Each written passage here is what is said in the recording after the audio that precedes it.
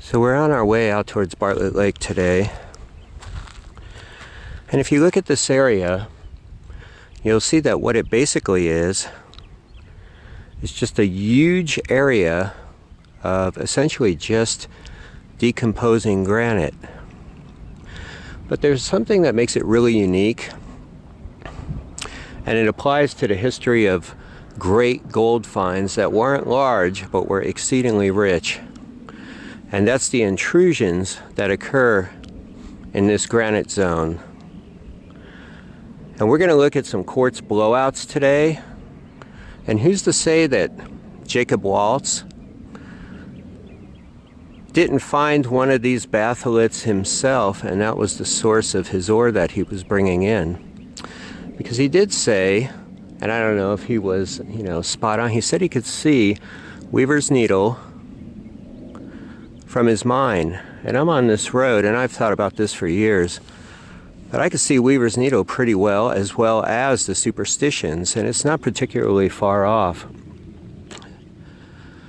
So what I was thinking, and I found some of these blowouts, and actually there's quite a few of them, and they're all over the desert here.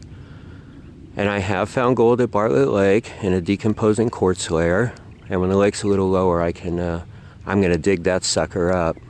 However, again, there's treasure in the superstitions. There's probably treasures all over this entire expanse. Anywhere where you have a river flowing through, you're going to have travelers. We're talking Spaniards, the Peraltas, probably the best known, and we're talking about individuals as well. So I think the superstition treasure is many treasures. You can read a book called Center's Gold, and it's really intriguing. It's written by Bob Corbin, our former Attorney General. And so anyways, enough of the yakety yak. I think I've made the whole premise of the video, and there's some really neat stuff to see as well, because we're going to end up at a mountain of quartz. Okay, here we have, and this is right by the side of the road, and you really would have a difficult time missing it if you have awareness, but here's kind of what I'm talking about. This is a big one, and it's been worked. Oh, look who's popping up. We're gonna have a really nice wildflower year in the desert. Not a lot of mineralization, but there is some. Now this was dug, broken up and stacked. It's a lot of work. Now if you were to go out in this area, you would find the diggings here and there scattered about in some old roads from what I think were depression miners out in this area. So I was kind of following some deer. They seem to know the path of least resistance. There's a lot of erosion here, so you do have to be careful. There's that looks like a blowout to me. There's float going down the hillside. If you look further down there, there's another blowout. And then that right there looks just like a mountain of quartz. We'll see that soon enough. And when you hike in these places, beware of these nasties.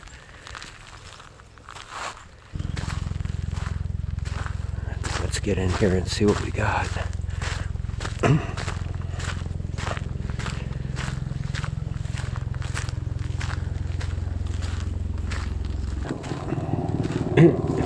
So there's two intrusions on this hillside. Look at this. Not especially mineralized, but impressive nonetheless. You can see all the, if you look right over here, there's a lot of quartz coming down that hillside. And it looks to be float, just making its way down. Pretty neat. This is massive coming through here. It just found that path of least resistance and just burst through.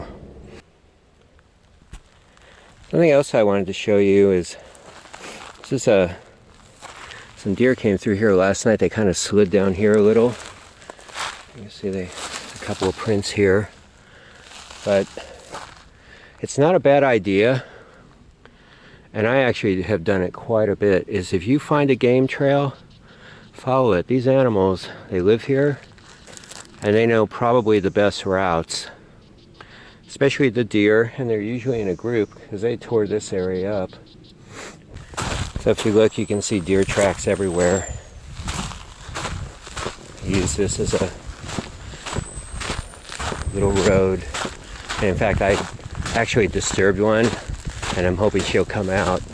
I mean, she was just hopping along, and really beautiful. One thing when you're outside, even if you're close to roads in that area, always keep your ears open, your eyes and your ears. Really listen. You just never know what you might see.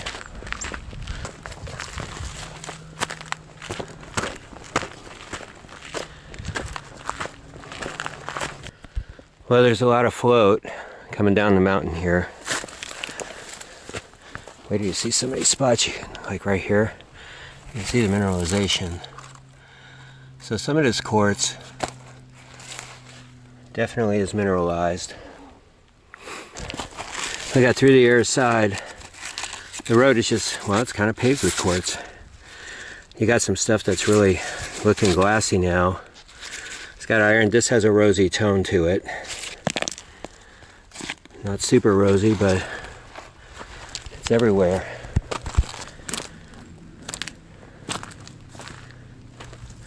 Look at this on the side of the road. It is just loaded with quartz.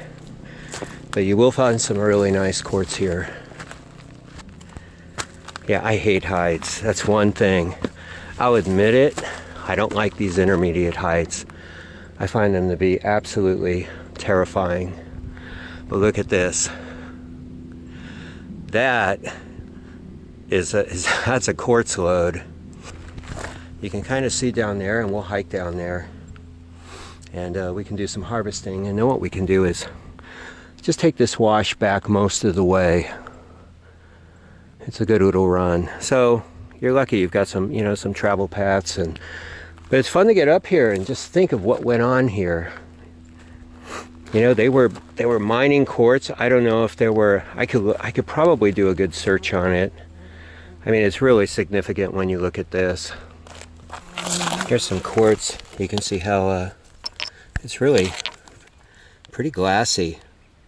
I like it. This is kind of neat because you can see it associated with what is basically the host rock, which looks like it's got a ton of iron in it. So here's an area where all that float. There's the pile that blocked the path the rest of the way. Yeah, you could get up here easy. There's a couple of ways, and but there's some good quartz up there. But again, down here, even in these piles, there's a lot of this pretty glassy material, and if you look around enough, you'll find some very citrusy, beautiful quartz. There's a couple of neat looking pieces. Super cool. And just moving material out of the way, seeing if I can find some more. I want that glassy, citrusy looking stuff. And there was a lot of heat and pressure on certain segments of this material when it was in its formative period, but you gotta really look.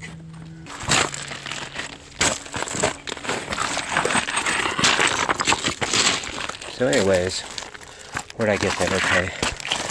Here's some of that material again. That's some of the host rock. So look what we got in here. It's really neat. It looks like copper staining. Yeah, that's for sure. Check it out. Let's see. Move this material away. Yeah, see, there's some staining on one of the rocks itself. So there's a little copper in here. All right, I'm gonna hike out of here. And given that I'm adjacent to the lake, You can probably guess what I might want to do. I don't know. One of my favorite things, I might go catch some fish. Look at my little friend. He's just been hanging around me since I walked up the ravine. Listen to him. There he is. Oh, as pretty as can be.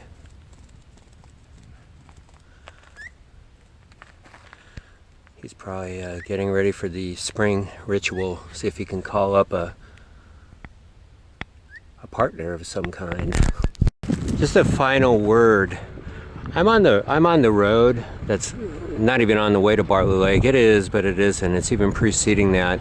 But even from this vantage point here, you can clearly see the needle. And that's why I think everything's up in the air. Okay, so this is some of the material I brought back. I'm always looking for this. Like a little bit of this citrusy stuff. If I can find it, you know. It's in there. I think this is interesting. Might make a good pendant, you know, tumbled. Depends how that color holds up.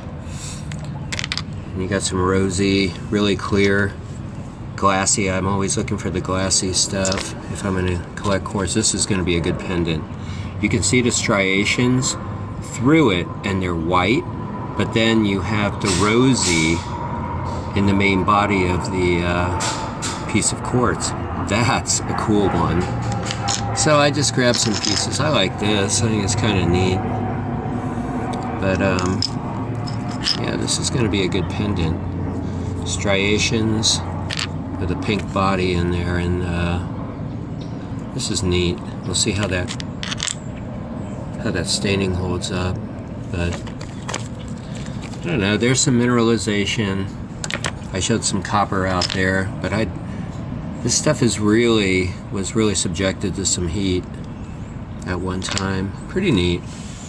So it's just a fun outing.